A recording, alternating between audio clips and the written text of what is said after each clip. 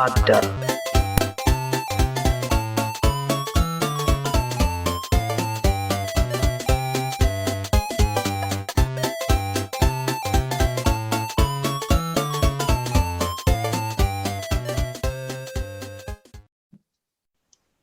So this is our next issue of First Person Encounters, and we have today with us Rishi Alwani. Rishi Alwani is one of, well, not one of, but India's perhaps the only kind of games journalist, really, who has been writing on various kind of forums and platforms, also on NDTV, and we are uh, going to talk to Rishi about his first person encounters with video games. With me, I have Rico Banerjee, who is also from the Game Studies India Adda team.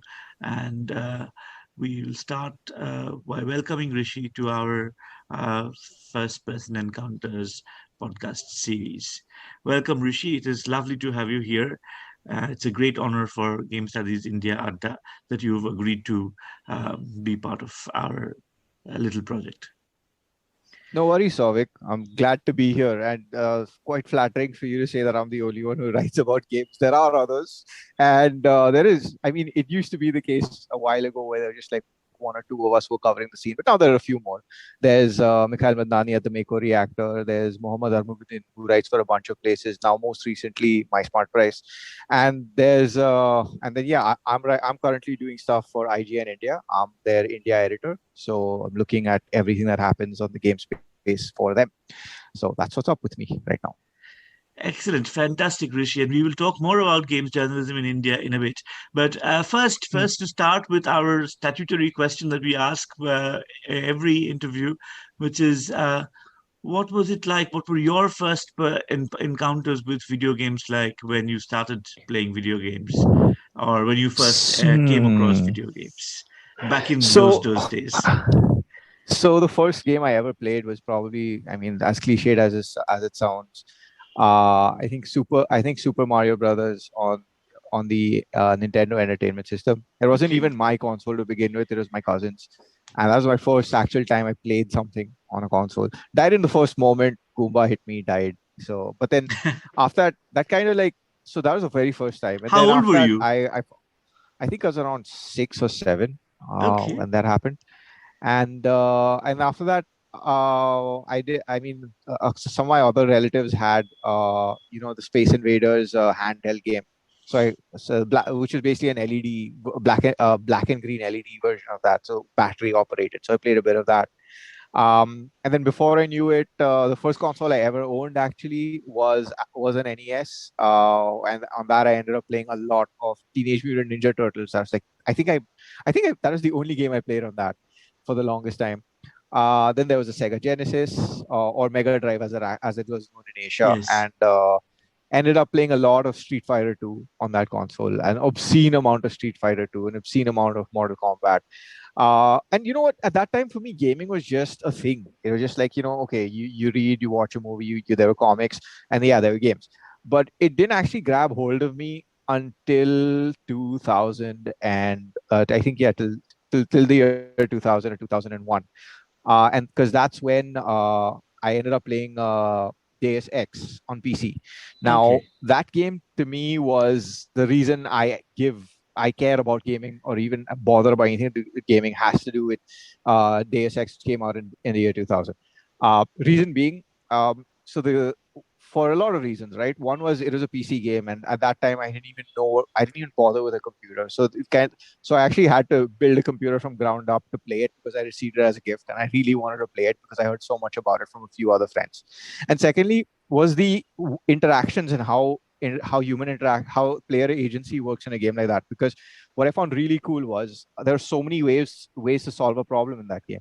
If there were guards in front of me, I could sweet talk my way and get past them, or I could use hacking skills to turn their own turrets against them, or I could use stealth, or I could just straight up gun them down. So to me, what was really cool was from a moment to moment gameplay perspective, you had choice at every possible way. And that's actually what opened it up to me. And what was also really cool at the time was the story was really nice. I really liked the fact that there was an emphasis on storytelling, not just through cutscenes, but actual through text, which I really like. The text logs in those games were really useful. And in fact, if you there were some of them that actually impacted gameplay as well. So there are certain enemies you meet in that game who actually have kill switch words. Hmm. So if you find out what those are by reading certain text logs, you can bypass boss encounters completely. So that game to me was a lot of fun and pretty much the reason why I bother with video games, because it just opened up an entire world of possibility. Before that, it was simple 2D fare, simple games like beat 'em up, simple games like platformers, arcadey stuff. But Deus Ex opened up a world of possibilities where games could be so much more, and that's what to me was the turning point. It was that, and then later on, Final Fantasy VII, Final Fantasy VIII, Final Fantasy IX, Fantastic. and Metal Gear Solid One. Those came later for me, but Oh, Deus Ex is what yes. actually started. So, what a fascinating response, and quite unusual, I'd say, because not many Indian players around that time would be. I don't know. You can correct me on this because you did say that your friends were playing Deus Ex, but it's not a game that I used to hear much about around that time. It was something more that friends from abroad would kind of talk about, and the whole idea of agency and the fascinating kind of the storytelling angle with Deus Ex, really. I'm just kind of. I, I wanted to ask you two questions piggybacking on this, which is the first is that you said that you started playing on an NES, and you've yourself written about how difficult it was to get Nintendo in India, and the very interesting story of Nintendo coming to India and not coming to India, really. So where did you get your Nintendo NES? That was my first kind of, it's like my curiosity here peeking in. And the other question is about kind of like so from Mario to Mario Street Fighter 2 to Deus Ex, it's a big jump, really. And have you actually have you do you still follow up on the Deus Ex kind of like sequels? Have you played the other Deus Ex games as well? I am a big Deus Ex fan. Actually, if you read my So, blog, it's called Ludus Ex Machina, so it's actually taken from Deus Ex. So nice. yeah. So the thing is with the NES. So I wasn't born here. I was born in the Philippines. We moved here, so we were in the Philippines, and we were in Dubai. Then we moved back here. So we basically picked it up from, I think, the gray market there at that time. That's how I got the NES. I wasn't in India. Same with Deus Ex, actually. In fact, I was in Dubai when I got it as a gift. And I heard about it from a few friends, and that's how I played it. So that explains how that happened. And yeah, between the 16-bit era and Deus Ex, there is quite a bit of a jump. There were a few other games I played, but they weren't as impactful to me. I mean, I played Quake 2, I played a bit of Quake 3. There Mhm. was Red Alert 2, and there was Counter Strike 1.3 at that time. I Yes. played those; those are fine, but they didn't grab me as much as Deus Ex did. So those would help you fill in the gaps. And to answer your question, as with regards to have I played the other games in the series, well, let me put it this way: I've been fortunate enough to meet the studio head of Eidos Montreal, Stefan Dassus, at the time when he was in India, and I managed to get my copy of the director's cut of Human Revolution signed by him. So yeah, I pretty much follow Fascinating. up with everything on the series. I really liked Mankind Divided. I kind Yes. of felt it was the franchise's Empire Strike Back, but I just wish that we got the third game to tie things together. Um, I think it's one of the few franchises I feel that, I mean, fine, except if you disregard Deus Ex: The Fall, which was a complete train wreck, it's been pretty good. Yes. I even liked Invisible War. Invisible War, I find some players fans would complain that a few systems were dumbed down and watered down, but the impact was the same. I like the fact that there's still a focus on you controlling the outcome of certain things Mm. in the game world. So yeah, I mean, I played every game in the series multiple times, and I still think right now. I mean, I just hope Square Enix brings it back.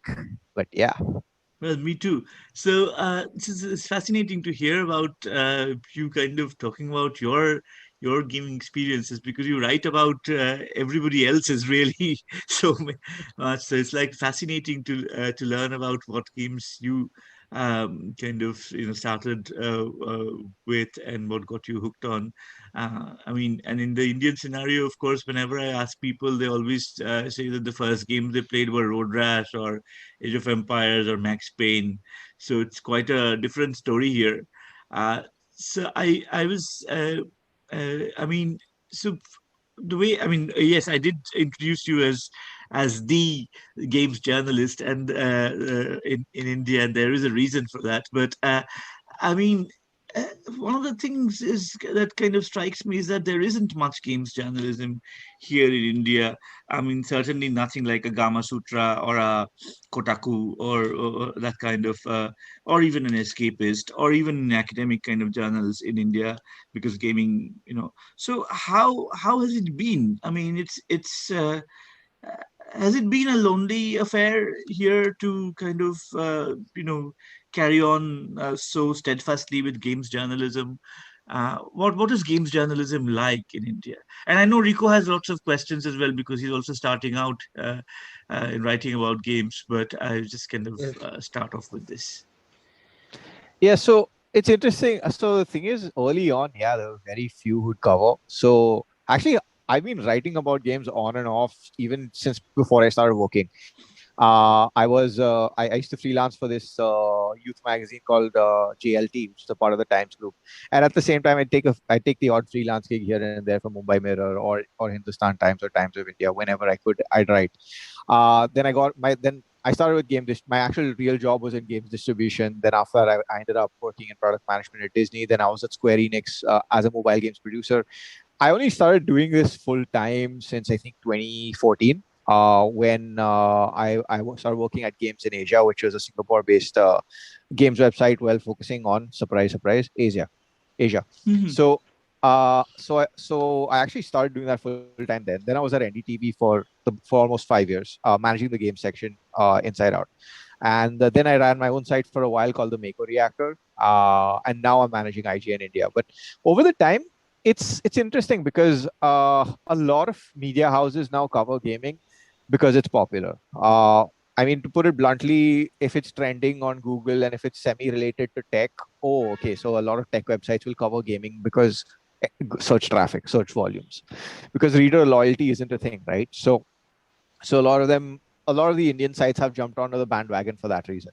I know for a fact that there was one site in particular who I won't name where they actually had a quota on PUBG stories. You need to do 10 PUBG stories a day, Oh and my God. the writers were like, Wow. yeah, so it was quite messy for that side in particular. But yeah, there are.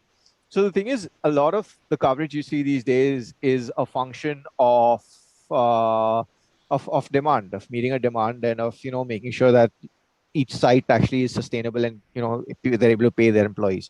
So that's how it's become a thing now. That's why you've seen over the last few years I mean, a pretty much an explosion of that. But it's always been restricted to the bigger things, right? So if it's a console launch, or if it's a really big game like a God of War or Spider-Man, or if it's something like PUBG Mobile, or if it's something like 4G, something that's really big, that's only when you have the zeitgeist of media trying to cover it, and that's what tends Hmm. to happen. Uh, and that's been the case for the last few years almost. So it's not like you have anyone who's doing it dedicatedly. These are people who review other stuff, who look at mobile phones, who look at policy, who look at other things. They're they're doing it because they need to keep their sites running. So that's been how it's been for the most part. A lot of sites that get into it are getting into it because of the search demands and because to stay sustainable. So yeah, I mean, in that kind of environment, right, when you have these big companies like Hindustan Times, or if you have Z with Boy Genius Report, or if you have the guys from Tech Radar, they're all or even Gadgets Now, which is from the Times Group. All of them cover gaming in one way or another for a simple reason that they consider it a part of tech, and that's how they're going to go forward. Hmm. And that's in a huge contrast to how gaming is covered in other markets, right? And how media is structured in other markets for this.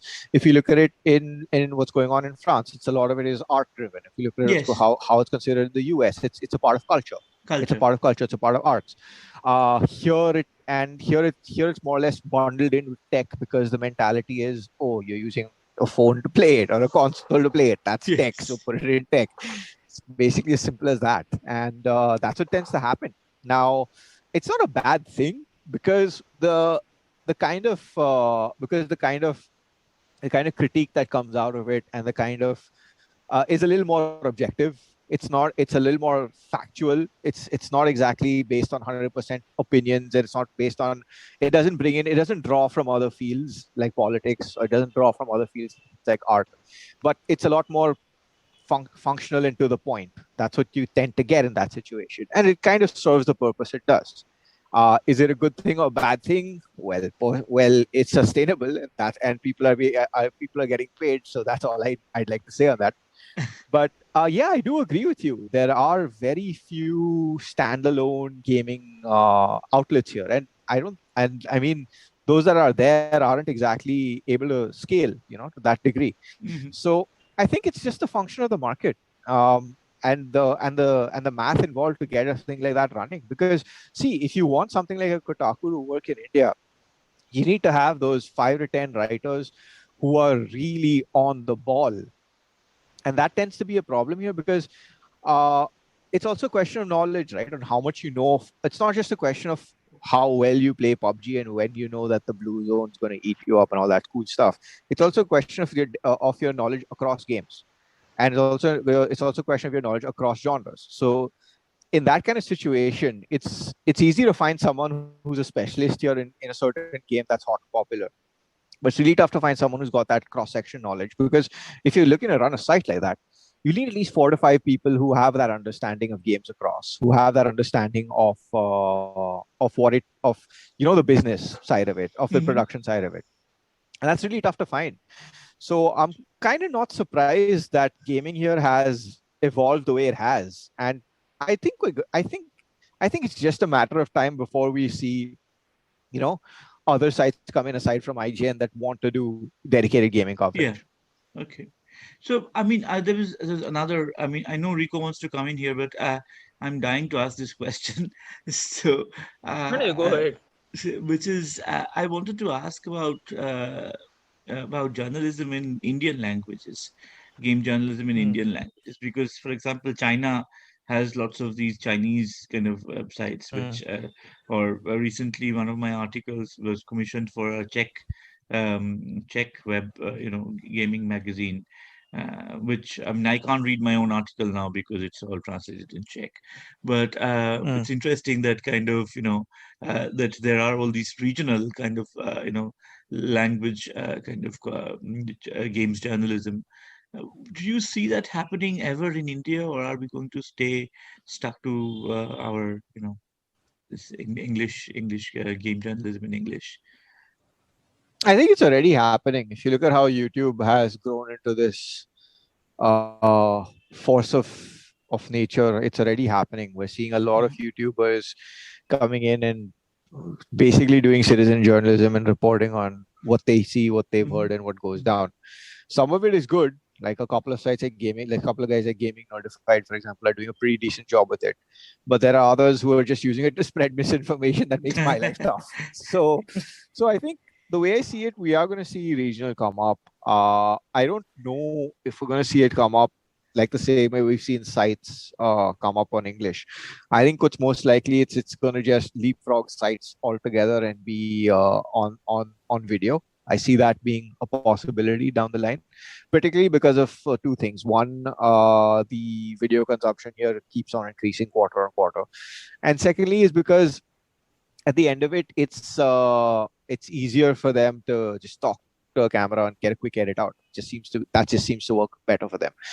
But at the same time, while that I do see that growing, what worries me is the amount of fact checking that gets done, because you can't have like every week for the last 3 weeks has basically been debunking one YouTuber or another who's gone and said, "Oh, PS5 restock on XYZ date," and we basically had to say, "No, that's not the case." Mhm. So it's also a question of community trust, right? Because in the lead up to that console's launch, we had a bunch of other Hindi YouTubers just run with the hype and say stuff like, "Oh, it's coming out today, it's coming out tomorrow, it's coming out next week." Source, trust me, bro. And at the end of the day, how much how you're basically betraying users' trust at the end of the day, and that's what went down there. So I do see video happening, but I just hope that whoever does it does a better job of sticking to the facts. Mhm. Rico, do you want to come in on this? And maybe, if you have any Yes. questions, yeah. Yeah, so basically, I want to go back to your very first answer. You said you were around 6 or 7 when you started gaming, right?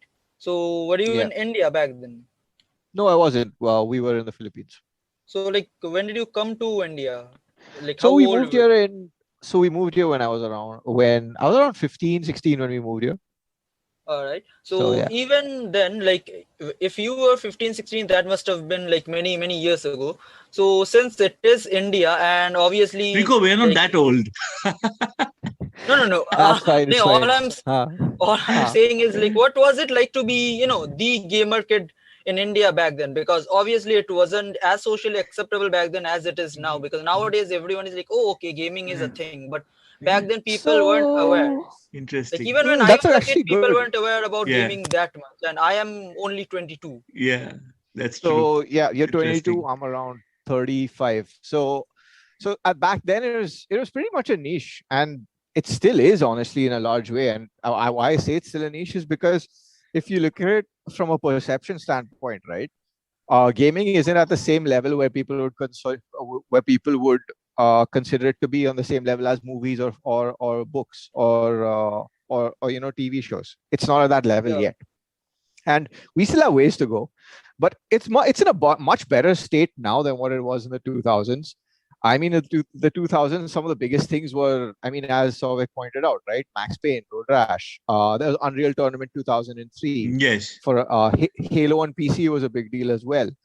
Need for Speed and FIFA. I mean, and a lot of these still are popular today. But at the end of it, it was still restricted to that niche audiences, usually in the metros. And what I firmly believe is that because we've had an explosion on mobile, because we've had better internet access, that's changing. We're seeing a lot more varied audiences coming in. If you look at it today, if I look at what people are playing today on mobile, it's different. It's stuff like PUBG Mobile, which by the way, even though it's banned, still has 15 million people in India playing it. Hmm. You have stuff like Free Fire, you have stuff like Ludo King, you have cricket games like World Cricket Fever Championship, you have real cricket. It's a more diverse crowd that's Also, coming in. And if I might just jump in here, we also have access to games that people have, play globally, like with Steam, because there was no Steam when I was a kid, and oh yeah, we would just so play shareware games from Digit. pretty And much, pretty much. So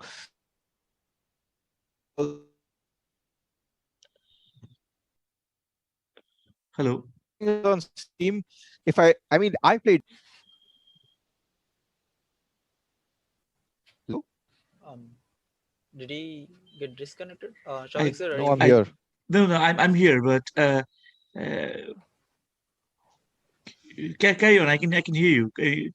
Sure, sure, sure. Sorry. Yeah. Yes. So, I mean, if so for Steam, for example, right? I mean, a lot of people I see who are playing Destiny 2 on PC, Steam, end up being Indians, and that's really fascinating because when the game first launched on consoles, it bombed hard. It royally bombed Uh-huh, because uh-huh.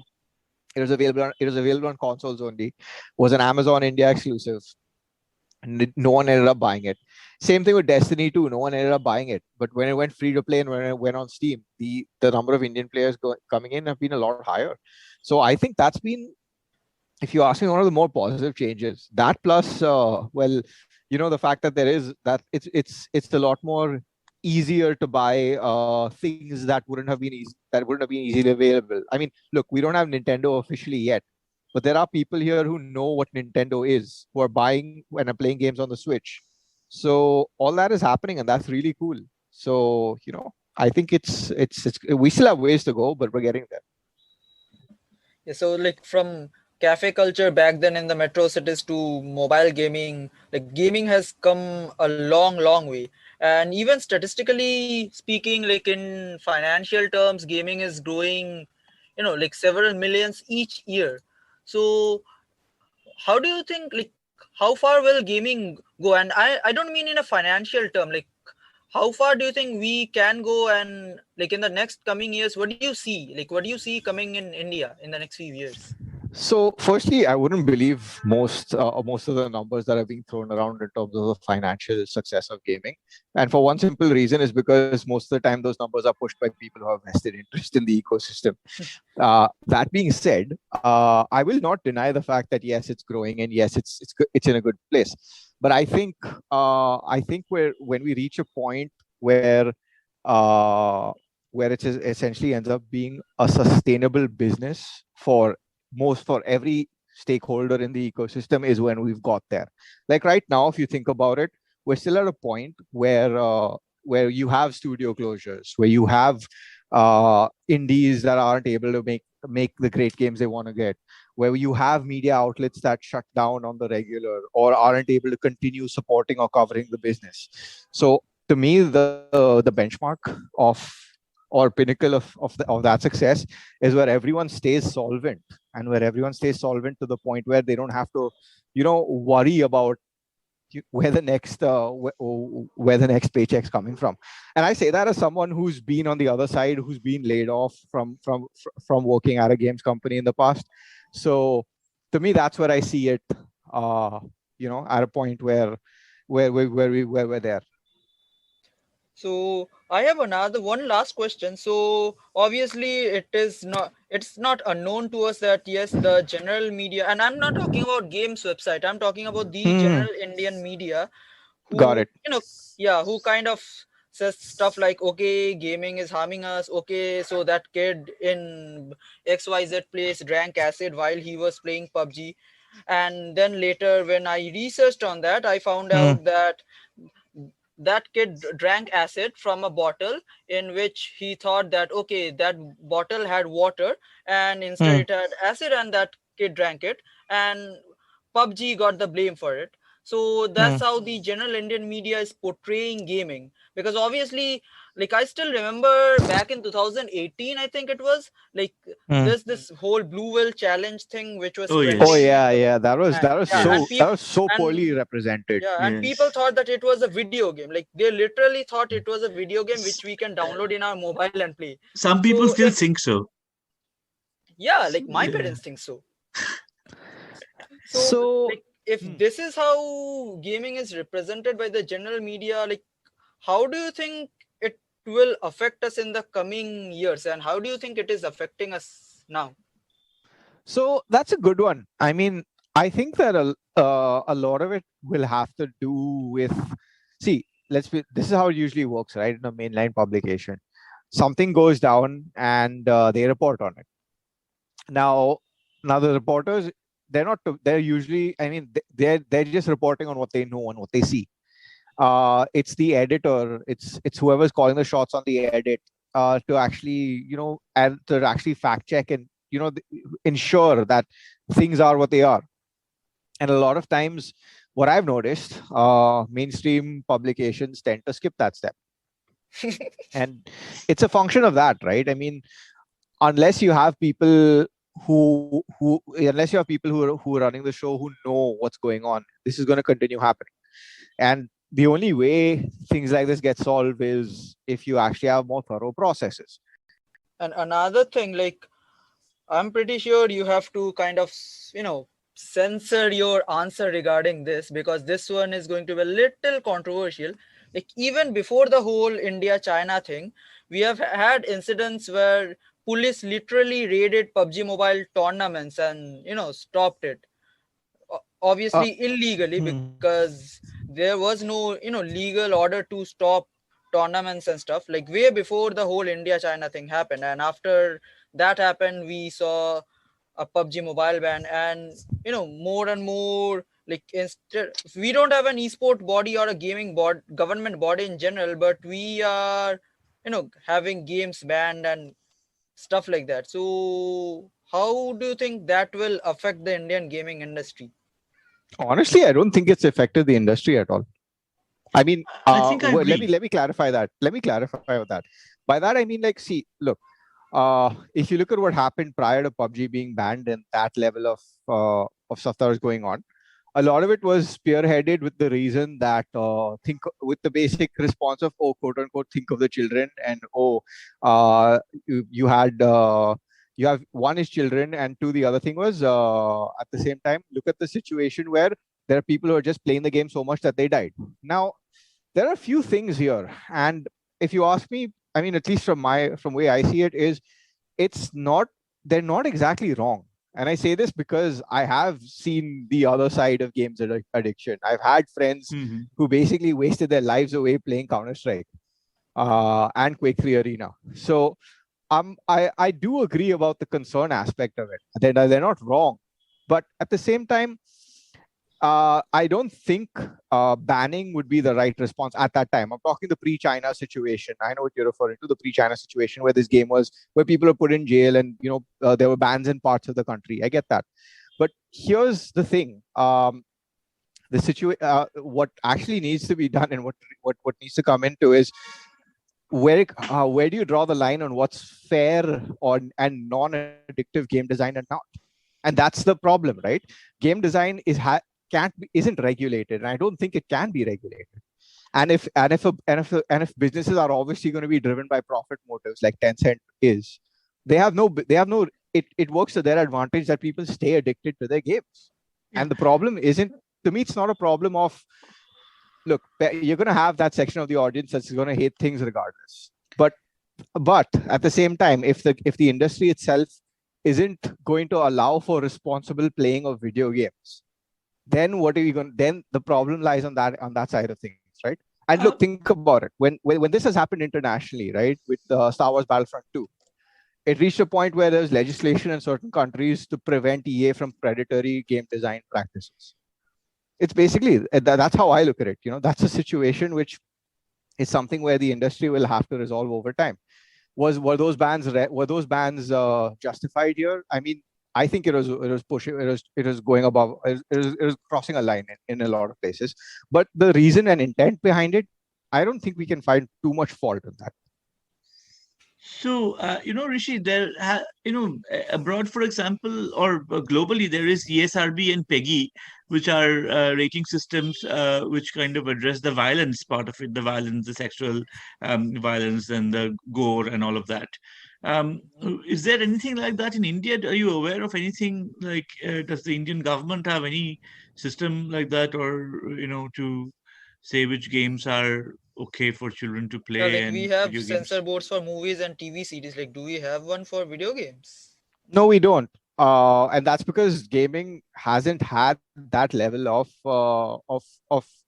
market awareness. So that it's too small a market. At least console and PC, too small a market. Hmm. But when we take mobile into account, Yeah, the then becomes. gatekeeping is being done by Apple and Google to a large extent, and their rating boards and their systems on that.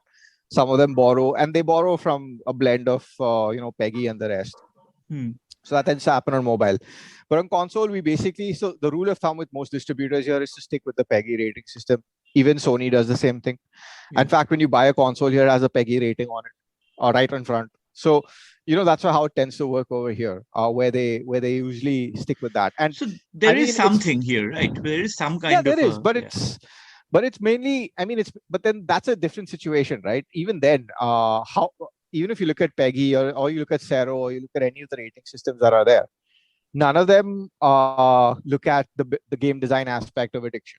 They only look at the content, and those Yeah, two are very different things at the end of the they day. are. They are. So that is another. I mean, that will require another level of oversight, and that will require people to actually understand how these things work. You'll need That's when the actual real specialist, minus the Well, quote unquote, will be absolutely. necessary. Absolutely. I mean, So addiction is a very yeah. different issue, really, here.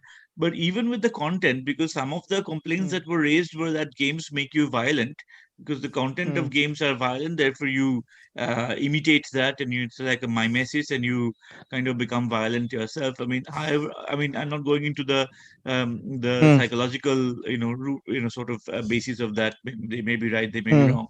Uh, they said the same thing about the manhunt in the UK when I was there, like 20.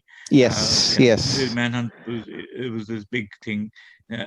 But the thing is that, I mean, ultimately, what is being decided?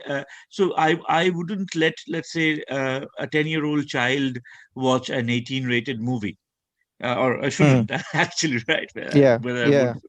So that's that kind of the gatekeeping is probably what, I don't know, uh, should be done some level really. But I think, as you rightly said, these games have a PEGI rating. I mean, at least the ones that I've bought in India have a PEGI rating over them. And you also said that the Google and Apple also do some gatekeeping for mobile games. So well, but then maybe something more rigorous or whatever.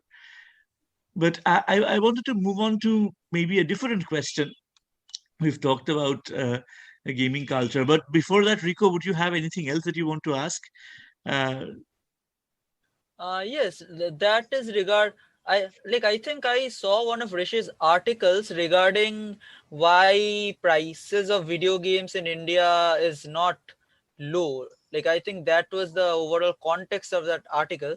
So like I wanted to ask you more about that. Like why, like can you just explain like why exactly do we have games in India that cost so much, like in terms of Indian currency, like some of the games like Call of Duty and stuff, it costs as like as it costs like 6,000 to 8,000 rupees even. So why is that? Like are the developers not aware of the overall economy, or do they just straight up convert dollars into rupees and that's that? So a lot of times, those decisions aren't taken by the developers themselves. They're usually taken by the marketing team or the finance team or other teams within a big game company, particularly in Activision's case. What now? The article you're referring to was essentially on with regards to PC gaming and how PC gaming prices here. At one point in time, we used to have the lowest prices in the world, and now we don't. Now, a lot of times now, so that was an entire grand experiment, which pretty much, I mean, for the lack of a better term, bombed. Where you could pick up, like for example, GTA 4 in India at launch was 499 rupees. At that time, at that exchange rate was $10. The rest of the world was paying, I think, 50, $60 for the game. But see, when you have a situation like that, where one country or a group of or a group of countries get a lower price point, what tends to happen is those copies tend to find their way into other countries that they shouldn't be sold to, and that happens. So, I mean, think about it, right? If you're a publisher or a big games company, you're looking at your balance sheet at the end of the year, you realize, oh man, your India sales are crazy good. But wait, at the same time, your US sales, where the game you're selling is supposed to be 5 or 6 times more the price, the sales are down or they're static. There's the problem, right? So it's a question of balancing the markets out, because at the end of the day, one audience is going to be more valuable than another. So that's what tends to happen, where you have one audience that ends up being more valuable than the other, and it's a question of balancing it out. You want to make sure you have an Indian presence. You want to make sure your games are available there, but you also want to make sure that they don't make it so that it doesn't screw over customers in other parts of the world. So that's usually the balancing act that they have to do. Now, after I think almost a decade of low pricing on PC, we started seeing the Indian prices spike a bit, and Valve has its own currency conversion on how much a game should cost. So I think $60, $50 games should be around 1,999 or something like that. And I mean, most publishers don't follow that, right? We've seen that. Not just Activision, even Capcom, 2K, most of them don't follow that. But what we've been seeing recently, off late, because of the Epic Game Store and because of not just the Epic Game Store, and also because of a lot of vocal PC gaming gamers here, we're seeing some signs change. For example, Hitman 3 on the Epic Game Store was around 1,200 rupees. Suddenly, people saw the price spike to, I think, 3,000 plus. And then later it went down back to the 1,200 mark where it was supposed to be in the first place. And that's because of people complaining about it, and because Epic is actually pretty responsive to these things also. So the developer and Epic took a call to put it back to normal. Same situation with Deathloop. When it went up for sale on Steam was, I think, 2,999 or 3,499. I think 3,499. Yeah, 3,499. And for the first time ever, Bethesda reduced the price of a game to 2,499, which does not happen. And that's, again, same thing, user feedback. Users are like, hey, this isn't in line with Valve's regional pricing. Can you fix this? They said, sure. So it's an evolving situation. It keeps evolving. But I mean, I think so far in 2021, we're seeing some positive steps in that direction. And an add-on question to this: so, how do you think piracy, like, does piracy affect the game rates? And if yes, then exactly how is it affecting the rates of games in India and the gaming industry in general? I mean, half the reason we had good prices for that for a long stretch on PC was to combat piracy. That was one of the reasons. I mean, people could why would people spend on a game when they can buy spend like 9.99 or spend any amount of money on a game rather when they can buy it, get it pirated at that time for 50 rupees. So that's the reason why we had lower pricing. And I don't think that's too much of a problem these days because, like, for example, right, if you want to pirate a game like FIFA on PC, you do that fine, but you're locked out of multiplayer. You're locked out of Ultimate Team. Yeah. So from a consumer standpoint, why should you? So I think that, I mean, it is piracy is always a concern. It's not a concern that's just going to magically go away. It's always a problem, but I don't think it's one of the biggest issues now. I think it's more of a question of ensuring that users have a reason to keep coming back to your game and playing it. I mean, to this day, the reason why people keep coming back to a game like Destiny 2 or Division 2 is because there's always fresh content. The reason why people buy an official copy of a game like, let's say, Cyberpunk or even The Witcher 3 is because there's so much to do in that game. So why would you bother with a pirated copy when there's so much to do and the pricing is somewhat fair? So I think it's a question of the industry trying to realize and understand that, okay, this is what the community wants and this is how we should give it to them. That balances both their business needs and the fact that you have people keep coming back. So that's really a fascinating kind of piece of analysis, Rishi, if I may say so. So I'm kind of now we are kind of almost running out of time, but I wanted to ask two last questions actually. One is, how do you think games journalism in India compares with what we have globally? I think you've addressed that somewhat already, but still. And also, what advice would you give to people who are starting out on games journalism here, with whether it's kind of on kind of the sites that are already there, or using YouTube or vlogs or blogs or other kind of media to start their own game journalism. So what advice would you give them? I mean, From the Indian so to answer the scale. first part, I don't think we're there yet compared to the rest of the world. I mean, if you look at some of the top guys in the field, Jason Schreier, Patrick Klepek, Mhm. or even or even or even the folks at at even GameSpot or The Verge who actually do in-depth reporting on the scene, like Matt Leon's pieces, long form stuff for The Verge and Polygon is pretty good. So I don't think we're there yet. I mean, and I say that because to me, the best piece of game journalism from this country was Pranav Dikshit from BuzzFeed, who is actually a tech reporter, but reported on the entire PUBG arrests and bans that Rico was talking about. He did a fascinating piece on the scene, and I don't think I haven't seen anyone get to that level just yet. So I still think we have ways to go. And I mean, it's going to happen in incremental steps. And I think, and then yeah, the answer second part for anyone starting out. Well, a bunch of things. For one, always do your research. Just because someone told you something doesn't mean it makes sense to report it just yet. Put it into perspective. There's always more to it, right? Like if, for example, if you've managed to chance upon a piece of news that you think is worth putting out there, put it in a perspective. Know how your audience wants to read about it. Try to make sure that they are aware of why it matters. That's the other part of it. And I think most important is just get the facts right, because what tends to happen is and what turns people off the most is when you get the basics wrong. Like like for example, like the whole blue whale thing wasn't a game. It was basically a viral chain mail at best, in a way. So I think it's just a question of getting the basics right, getting the facts right, making sure that yes, this is why it's pointing out to the readers why this is important, pointing out to viewers why this is important, and take it from there. And yeah, most importantly, don't look at the numbers, don't look at the views, don't look at the comments, don't bother with that stuff. That stuff, I mean, yes, it's nice to see, and it's nice to look at the graphs go up and the metrics go up, but it's not the be all and end all. And I say that simply because when you use metrics as your only as the only way to judge growth, or the only way to judge that you're doing well, you tend to fall into this trap where you're just going to start baiting the system and baiting people to get something out there. And when you end up doing that, you end up losing the respect of your audience that got you there in the first place. So I would say, I would caution against looking at the views or any other metric as your only judge as how, or benchmark of how well you're doing.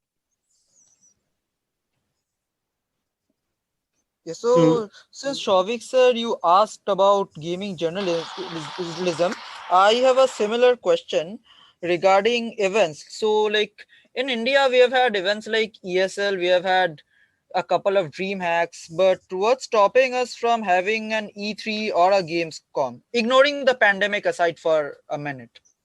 I think it's a market size problem. I mean, we had stuff like the Indian Game Show, but point is we don't have the market size there yet.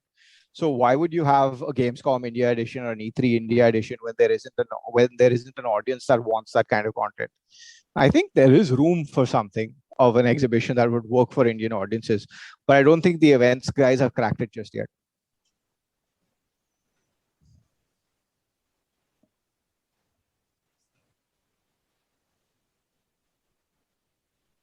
Hello? I think Sorry, Shavik I sir. went on mute. So Hmm. I have one more. I know I did say the last question, but I have one more question, which is, which stems from what you just said about kind of journalism. In answer to my first question, I'm wondering about print journalism, because we did have magazines like Score, Hmm. Jasubhai Digital Media. I think they had. They still have Score, but it's kind of like a watered down version, a thinner version of kind of. But we did have two or three magazines at one point, especially when I was kind of much younger. And then these computer magazines would also bring out kind of sections of game reviews and things like that. What do you think about that kind of, where are we with? Because I mean, in comparison, we have Edge, Wired, and those kinds of magazines abroad, and we used to have, I think, was it game and Games TM, but it doesn't exist any longer. But Edge is still going on quite strong with print journalism. So, do you think there is any future for kind of such kind of printed, sort of journalism, and again, their online versions like the Jasubhai, score. Yeah, I do think if it's done right. I mean, what you need for something like that, at least the way I would see it, is it's not just a question of putting something out in print. It's a question of having stuff that's intrinsic to the format and that works with the format. So to me, half the reason why Edge works is because the tablet version, at least at one point in time, used to be really good. Now it's just highly okay at best. And yeah, I mean, it used to be interactive. They used to do some good stuff with it, and now it's just, yeah, pretty lame. It's basically a PDF. But I think it's a question of cracking that right, where is this a piece of media that you're just going to read and move on, or are you looking to make it like a coffee table book style showpiece or an art book style showpiece? I think there is that this can survive and this can exist, but in a different shape or form, more in line with the some great art books, or the line of some great collector's edition strategy guides. That's what I see that working. More towards more going more in the direction of a book than what magazines were, is where I would see that working, and probably with a longer cadence between, like you have one per quarter type of situation. That's where I would see it working. I do see a future for that. It's just and but I do see it working not as a business, but more of a passion project. I do see that working out. And it'll just be interesting to see, because we have seen that work in some countries abroad. Like, we there have been Kickstarter projects for magazines that have reached through it, that have that have worked in the past based on Nintendo and Sony stuff. So I think it can be done, but I don't think it'll be run as a profit venture at the end of it, at least to start with. Until you get advertisers on So board, then it's another story. is But that yeah. why do you think they're kind of taking over? Because there used to be Score used to be fairly regular at one point, then it became less regular, and then it just stopped happening altogether. And now they're trying to revive it. So I generally kind of subscribe to Digit still. So you get like kind of, as I said, like a few pages of Score with it as well. So but then there's been nothing else on the horizon. But a long time back, I think there was some other magazine called GameStar, if I'm not mistaken. I have to look in my magazine collection. But that was pretty much it. And there was this whole thing about kind of giving away shareware and then videos and things like that, which now, of course, one doesn't need because of the high-speed internet that we have available mostly in India. So, do you think that there is kind of any, you know, like chance of these surviving, or will it all be online? And I think it'll for the majority of it be online. But like I said, if it does happen, it'll be more of a compilation, compendium kind of situation. And that'll be kind of like a quarterly release. That's how I would see it working.